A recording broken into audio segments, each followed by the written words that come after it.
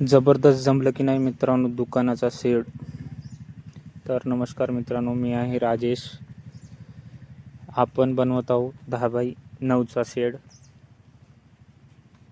दुकानासाठी. हे याचे खड्डे झालेत, हे इथं पाईपाला मार्किंग करून हे बघा, आपण खोल फिटिंगचा शेड बनवत आहे म्हणून त्याला आपण वेल्डिंगने छिद्र मारत आहोत. आता चालू आहे क्लिप पट्टी जोडणं. तुमच्याकडे कसे जोडतात? जरा व्हिडिओ मोठा होत होता म्हणून स्पीडनं बनवलेला आहे. ते बघा, जरा शेड मागे सरकून घ्यायचे म्हणून परत एक माणूस लावून खड्डा बनवावा लागले. हे बघा, पट्ट बनवत आहेत.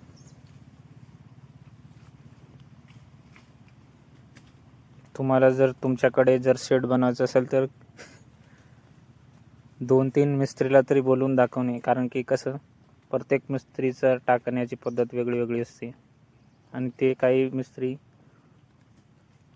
स्वस्तमध्ये बनवतात, काही महागमध्ये बनवतात. तुम्हाला चॉईस करून बनवायला द्यायचे शेड, कारण की सगळे सारखे नाही बनवू शकत. ज्याची त्याची क्वालिटी वेगळी असते. क्वालिटी शेड बनवायचं असेल तर चांगल्या मिस्त्रीला आणि संपर्क करून त्याला काम द्यायचे.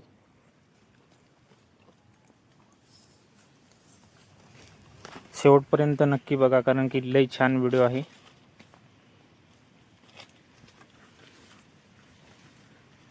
आणि एकदम पद्धतशीर काम केलं आहे.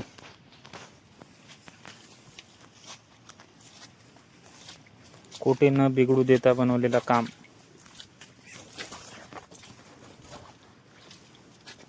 एकदम सुपर झालंय काम यांचं. हे बघा, वेल्डिंग किती छान होते बघा.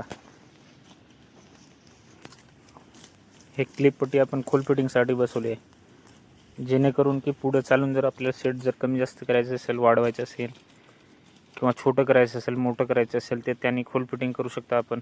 समजा आपण कधी विक्री बी करू शकता त्या शेडची. त्यासाठी ही क्लिप पट्टी बसवली आहे, जेणेकरून की आपल्याला खोलून ठेवता यावं शेड, किंवा दुसऱ्यांना कोणी जरी समजा ते कापून तुकडे करून नेण्यापेक्षा ती तिथेही जाऊन पुढच्या जागी व्यवस्थित बसता यावं यासाठी हे खोल फिटिंग शेड बनवले आहे. हे बघा, आपलं जोडणं झालं आहे. आता करूया आपण ते खोल फिटिंगसाठी छिद्र. हे बघा, आता मार्किंग केली आहे. हे बघा, साईजचे कापून तुकडे मस्त ठेवले आहेत. त्याच्यानंतर मार्किंग केले. हे बघा, छिद्र मारणं चालू झाले. हे बघा, वेल्डिंगनं कशी कटिंग करते. हे बघा, एक साईड झाली, आता दुसरी साईड चालू आहे. हे बघा, जेणेकरून की खोल फिटिंग व्यवस्थित आणि मजबूत व्हावं.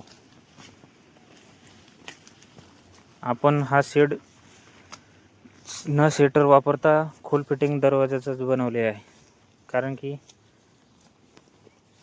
त्यांना हे बघा, आम्ही आता आणून ठेवले आहेत. उभा करायला माणसं बोलवली होती. हे बघा, आम्ही उभा करून, हे बघा जुगाड आमचा किती छान. बघा, बिन माणसाचं नसता असं धरून सिमेंट कॉन्क्रीट टाकेपर्यंत धरून ठेवावं लागत होतं. हे बघा कशी आहे फिनिशिंग. हे आमच्या भावाचा मिनी ट्रॅक्टर आहे. हे चाललंय बघा गवत घेऊन. ही ट्रॉली मीच बनवली आहे. त्या ट्रॉलीला त्याला अटॅच करून मस्त चारा खत वगैरे नेण्यासाठी. हे बघा फायनल लुक. हे उभा केल्याच्या नंतरचं आहे, कारण की हे इकडे तिकडे हलवू नये म्हणून ते साईड सपोर्ट दिले होते वेल्डिंग मारून. हे बघा, चादर फिट केली आहे, ते टीना फिट केले आहेत बघा. हे बघा, आमचं जुगाड दोरी लावून किती छान उभा केले. हे बघा, माझ्याकडे व्हिडिओ बनवणार कोणी नव्हता म्हणून मी स्वतःच बनवलं आहे. हे बघा, दोरी बांधून टीन किती भारी हे केले. हे बघा, सगळीकडून आता वरून स्क्रू मारली नाही म्हणून थोडं खुलं दिसते. हे बघा वरचं टीन ढकलून नेले असतात बघा, किती छान आहे. हे लास्ट फायनल लुक वरचं झालं आहे. आता करूया आपण खालून डोर फिटिंग. हे बघा, डोर फिटिंग केल्याच्या अगोदरचा फोटो कसा आहे. हे असं चद्दर मारले होते. हे एवढं म्हणजे कमीत कमी 4 फूट हाईटवर घेतले होते आम्ही जमिनीपासून, कारण की ते रोडच्या खाली होता. हे बघा डोर बनवलं आहे मी. हे बघा आमचं जुगाड पहा बरं आता किती छान आहे. एवढ्या हाईटवरती डोर कसं नेऊ शकता आम्ही, त्यासाठी दोरी बांधून वरी ओढली. हे बघा नंतरचं लुक.